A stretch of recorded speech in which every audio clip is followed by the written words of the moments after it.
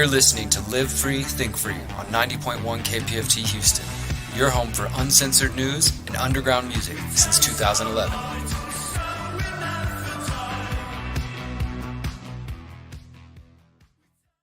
All right, let's jump into some news. I got this one story, Micah, that just popped up on my radar before we did this show here about Missouri City, which for those who are unaware is in the Houston area, just outside of Houston. And it's kind of interesting. I think this maybe can open up a little bit of a conversation on this whole thing. Missouri City Council passes massage parlor ordinance. And in ordinance, the city would require massage parlors to have certain application requirements that would have to be updated, outside windows that are transparent, licensed therapists with their licenses visibly displayed, and no ATMs allowed on the sites. So, okay, let's read before I insert my opinion. Missouri City Council passed a new ordinance that increases regulations. That's right. It would require certain application requirements have to be updated, outside windows transparent, all the things we just said. Also requires doors to be unlocked during business hours and a peace officer to be granted access. And according to the ordinance, it says, quote, massage establishments have been shown to be detrimental to the public health, safety, morals, and general welfare of the citizens of the city, and therefore such activities must be regulated. Owners who are not in compliance will have to forfeit their certificate of occupancy or have it suspended. And Missouri City currently has 16 massage businesses operating within their city ordinance, their city limits, which I guess is is part of this. And they have a statement from a woman who says that she was once trafficked in Fort Bend County, which is the county where Missouri City's at, just outside of Houston in Harris County. And she's saying, quote, what these ordinances do is decrease demand for sex buying in the city. In addition to that, they prevent them from opening up in the first place. They can't get through the permitting process. There are teeth built in that go back and close them down. So, I don't know that what she just said is accurate or is true. I don't know that it's false either. I'm just saying I don't know. I haven't looked into that research that maybe she has as far as specific research that shows these type of ordinances decrease demand for sex buying in the city, as she just stated. But I definitely do know that this is clearly an increase in regulation of a business, like no ATMs, down to the type of windows that you can have. And obviously governments do these sort of thing all the time. And it's maybe not that surprising to people, but yeah, outside of the sort of connection and the attempt to stop trafficking or sex crimes, which I think is what this woman's referring to because they mentioned trafficking, it's definitely a government overreach for sure. So they were saying a lot of people are trafficked through massage parlors?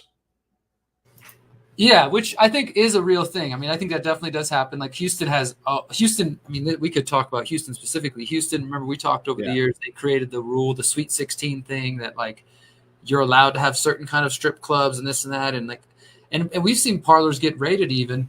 And then there's other places where these parlors are sort of hubs or fronts for actual trafficking. I remember there was a case a couple years ago, right off 45, not far from where we were living at the time. But yeah, I guess that's what this is aimed at. It's a difficult thing to even talk about, it's easy to take a dogmatic stand on it, and say, look, it's horrible for, government to regulate any business, et cetera, et cetera. But I guess it comes into, again, what's the proper role of the use of force? I don't know. I mean, clear glass, does this help? ATMs, in the abstract, I might say, why would you stop a business from having ATMs? How's that connected, et cetera? What's this? Trying to stop cash flow? I don't understand in some ways. And then in other ways, I can understand why if people were being I just think that if it was so bad that people were consistently being trafficked through these businesses, are you telling me the police couldn't just do something about that, and that somehow no ATMs and clear windows is going to do what policemen with badges and guns and authority of the state couldn't do? So that's kind of where I come on it. I understand a motivation to stop people being violated by force as they are in human trafficking, but I'm not sure how to use force to do that. And if it's already the way we stop it is by the use of force through law of going and arresting people for human trafficking and prostitution and all these different things, that's already there.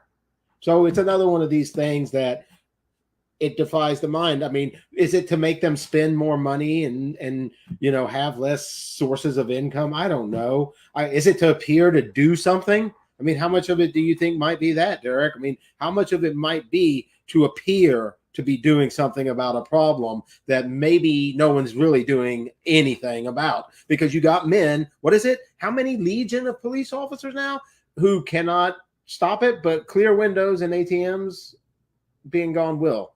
I think it's more an appearance thing, and I think it's going to cost businesses money. Yeah, so you're listening to Live Free, Think Free right now. We broadcast every week on 90.1 KPFT Houston on the Conscious Resistance. We're talking about this new ordinance in the Houston area, Missouri City, requiring a number of new regulations for massage parlors in an attempt, or at least that's the way the story was framed, to go after human trafficking. And we've got a couple of interesting comments.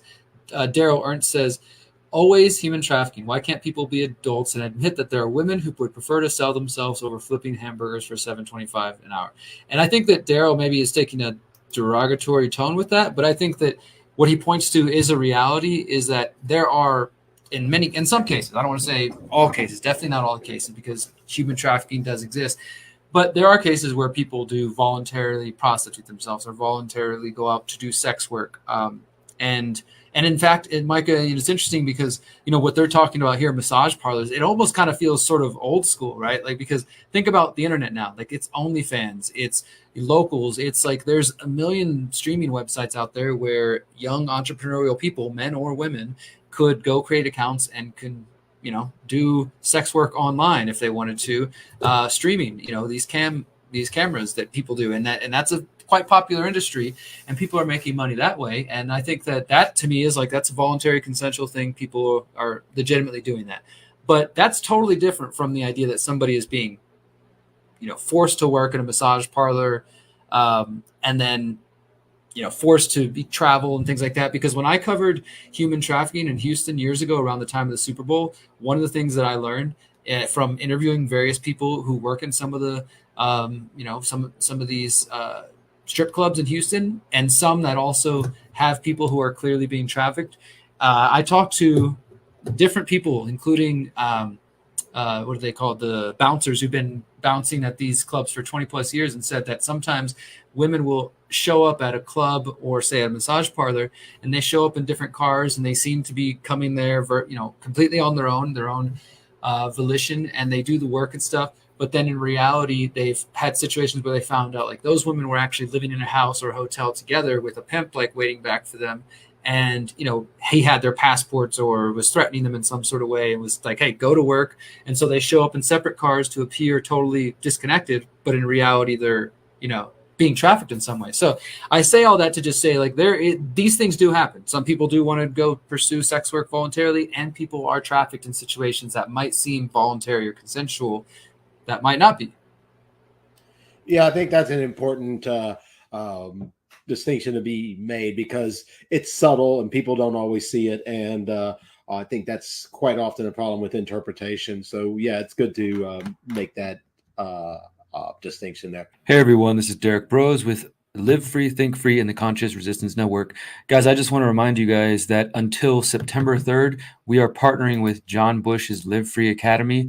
And if you go to our website and you check out this banner here, the Exit and Build Homesteading on a Budget workshop, you can really get access to all kinds of valuable information from John Bush, Rebecca Powers, Marjorie Wildcraft, Paul Wheaton, Nicole Sauce, Jack Spirko, and a few others. And it's going to be a virtual single-day workshop on exit and build homestead secrets for people on a budget. So if you don't got a lot of money, you don't have land, but you're still looking for ideas on fighting against inflation, supply chain shortages, food disruption, etc., then visit thehoustonfreethinkers.com. This is where our website, where you can find all of our archives in our show for the last decade, and click on this banner here.